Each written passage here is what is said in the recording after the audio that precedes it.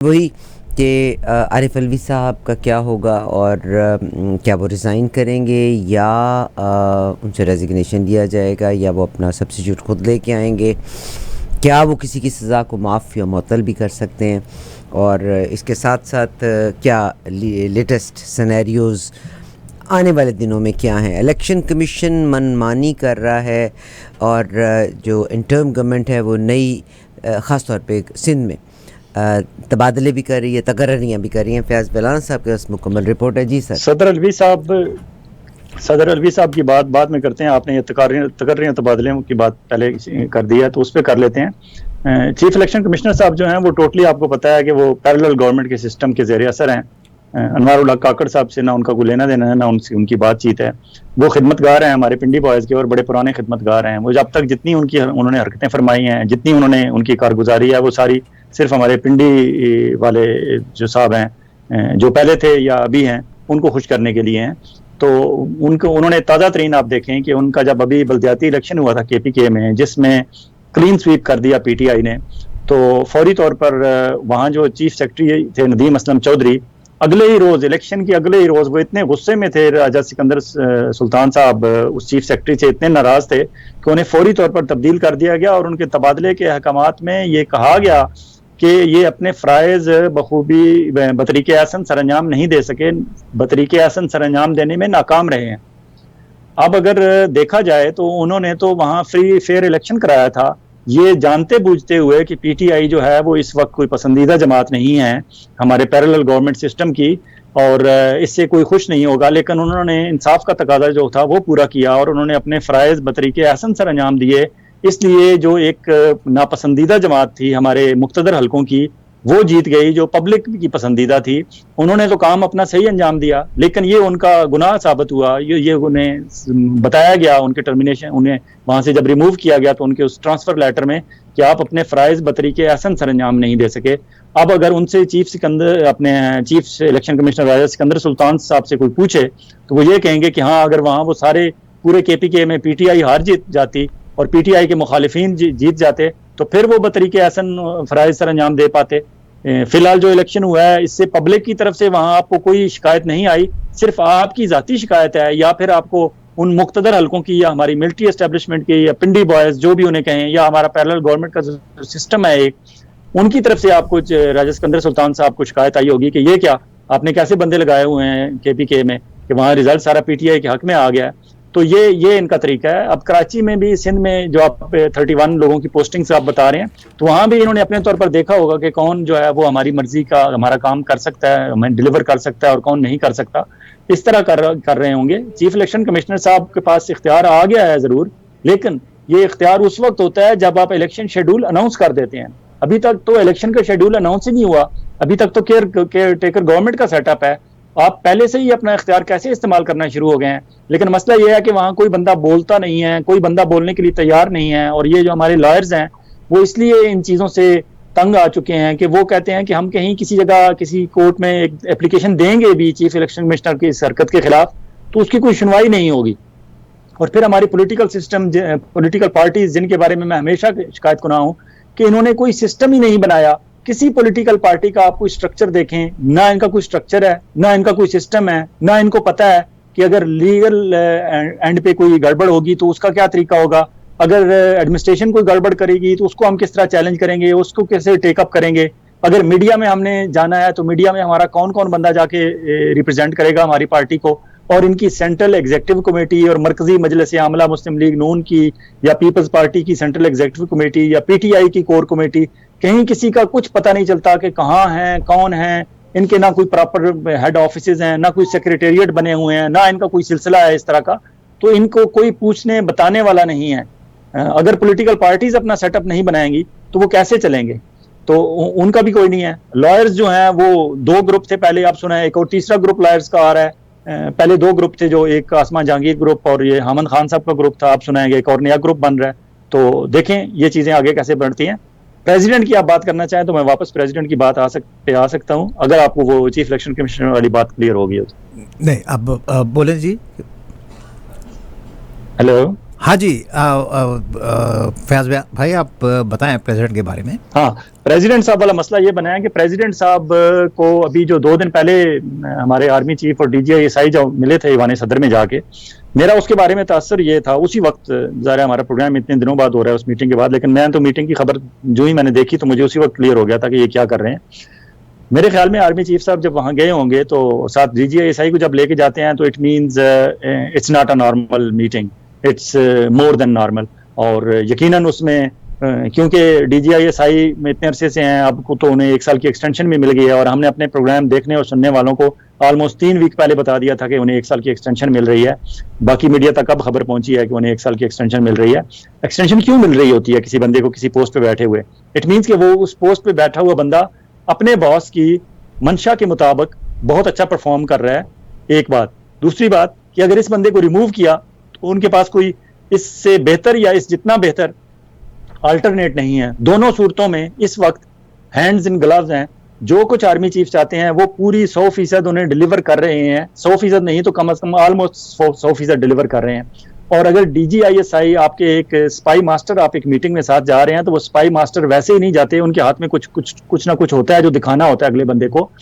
और मेरी इतला ये है कि उन्हें बताया गया है कि हजरत साहब आपने तो 9 मई से आपका तो हम कोई तल्लक नहीं जोड़ पा रहे क्योंकि आप तो प्रेसिडेंट हाउस में बैठे हुए थे, लेकिन हमारी ये इतला है कि आपके जो साहबजादे हैं अवाब अलवी, उन्होंने आर्मी के खिलाफ ट्वीट्स किए हैं, उन्होंने आर्मी के खिलाफ सोशल मीडिया पे कभी कभी कुछ ना कुछ किया है।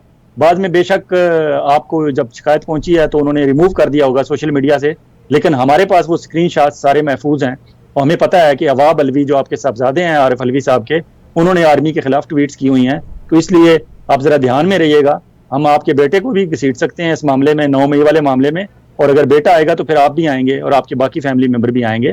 तो आरिफ अलवी साहब को तो सिर्फ इतना ही बता के और कुछ प्रूफ स्क्रीनशॉट्स दिखा के जरा ठीक अपनी जगह पे ले आया गया होगा। और फिर उनके निकलने के 1 घंटे के अंदर अंदर उन्होंने एक लेटर लिखा चीफ इलेक्शन कमिश्नर को।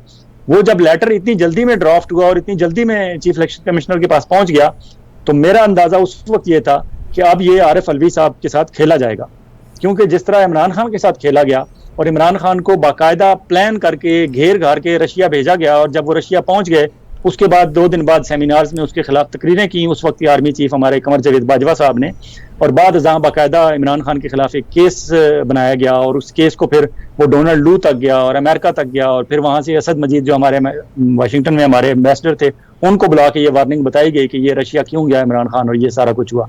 तो पहले खुद बाकायदा प्लान करके घेर घार के बंदे को उस तरफ भेजा जाता है, और जब बंदा चला जाता है तो उसके बाद कहा जाता है कि आप तो ऑफ साइड हो गए हैं। आपको पता है ना, हॉकी में एक लिमिट होती है, उससे आगे जब क्रॉस कर जाते हैं तो आप ऑफ साइड हो जाते हैं और आपका फाउल डिक्लेयर किया जाता है कि आप फाउल पे हैं। इसी तरह आरिफ अलवी साहब को अब बाकायदा उन्हें ये मशवरा दिया गया होगा कि आपको खुद तारीख देने की जरूरत नहीं है।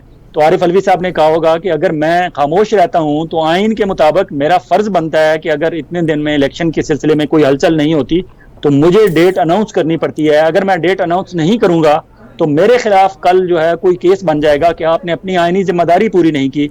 इम्पीचमेंट मेरी उस तरह तो नहीं हो सकती कि चारों असेंबलियां मौजूद नहीं, कौमी असेंबली मौजूद नहीं, मेरे खिलाफ इम्पीचमेंट उस तरह तो नहीं हो सकती, लेकिन मेरे खिलाफ कोई रेफरेंस दे के और मुझे इस कुर्सी से हटाया जा सकता है और मेरे ऊपर ये इल्ज़ाम लग जाएगा कि तुमने बतौर सदर पाकिस्तान अपनी आईनी जिम्मेदारी पूरी नहीं की।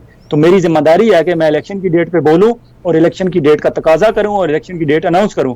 तो उन्हें फिर बताया गया हुआ है जब इस तरह के मामलात अवाब अलवी जैसे उनके साहबजादे के मसाइल और दूसरी चीज़ें आगे पीछे उन्हें उनके साथ शेयर की गई होंगी, और भी यकीनन उनके पास होगा। अगर एक स्पाई मास्टर हमारा वहाँ साथ बैठा हुआ है उस मीटिंग में आसिम मुनीर के पास, तो स्पाई मास्टर के बगल में तो बहुत सारी फाइलें होती हैं, बहुत सारी USBs होती हैं और बहुत सारी चीज़ें होती हैं उनके हाथ में। तो जब बताया गया होगा तो फिर आरिफ अलवी साहब ने पूछा होगा कि फिर मुझे गाइड करें, मैं करूँ क्या? अगर मैं डेट खुद अनाउंस नहीं कर सकता तो फिर मैं क्या करूँ?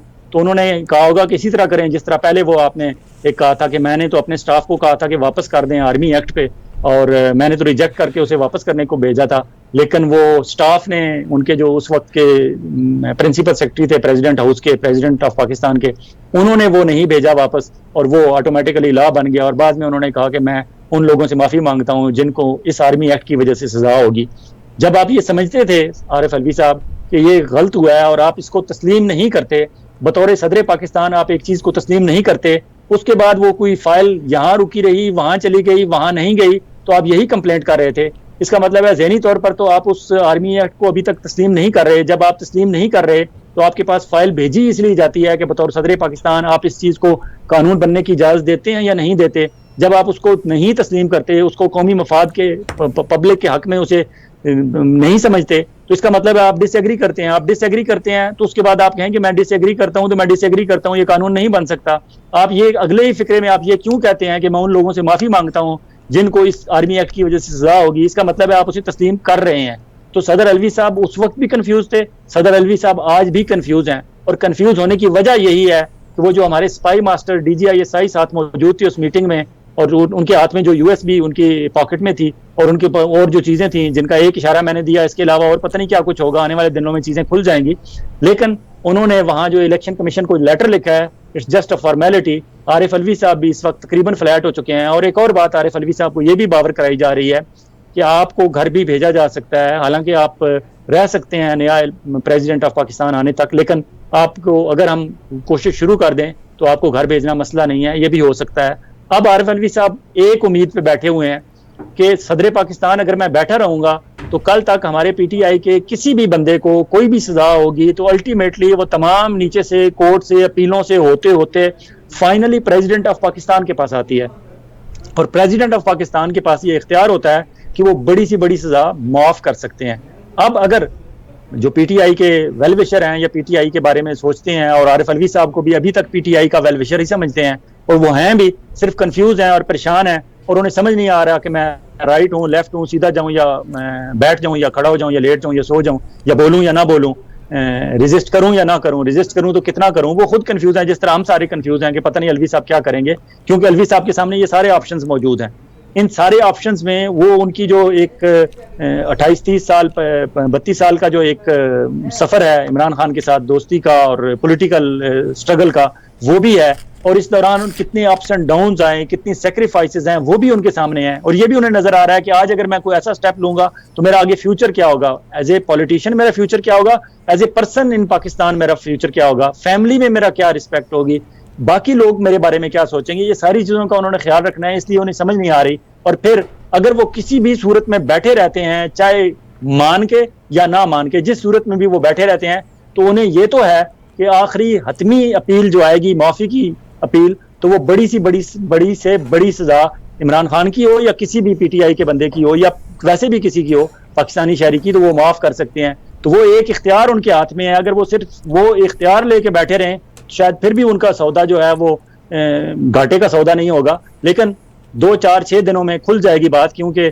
7 सितंबर के बाद शायद वो जो 90 डेज वाला इशू है कि विद इन 90 डेज इलेक्शन होने हैं, और उस इलेक्शन की जो टाइम पीरियड आ रहा है, उस टाइम पीरियड में आरिफ अलवी साहब को 7 से 8 सितंबर से पहले ये कहना है, वरना वो उनके पास ये भी इख्तियार नहीं रहेगा। देखें 2 दिन में क्या करते हैं। अगर वो डेट अनाउंस करते हैं फिर भी पता चल जाएगा, और अगर चीफ इलेक्शन कमिश्नर साहब ने जिस तरह कहा है कि हमने 17 दिसंबर को हमारी हल्का बंदियां जो हैं डिलिमिटेशन कंप्लीट होनी थी, हम उसको 15 दिन पीछे ले आए हैं, हम तकरीबन 30 नवंबर को वो कंप्लीट कर लेंगे, और इलेक्शन भी हम 24-25 फरवरी से 24-25 जनवरी की तरफ लेके आ रहे हैं, पीछे लेके आ रहे हैं। अनवारुल्लाह काकड़ साहब जो हमारे केयर टेकर प्राइम मिनिस्टर हैं, उन्होंने भी आज स्टेटमेंट दिया है कि इलेक्शन 3 से 4 महीने में हो जाएंगे। लेकिन इन सारी चीजों में इंपॉर्टेंट ये है कि पॉलिटिकल पार्टीज कहाँ स्टैंड करती हैं, उस पर अगर आप बात करना चाहें तो नवाज शरीफ की वापसी पे बात कर सकते हैं। इंशाल्लाह वो बातचीत जो है अब थर्सडे को हम करेंगे आपके साथ। फयाज़ बिलान साहब का बेइंतहा शुक्रिया, आपने टाइम दिया, और थर्सडे को फिर आपसे मुलाकात होगी, उस वक्त फर्दर बातें। बहुत बहुत शुक्रिया सर आपका। थैंक यू जी। फयाज़ बिलान से हमने आपकी बातचीत कराई।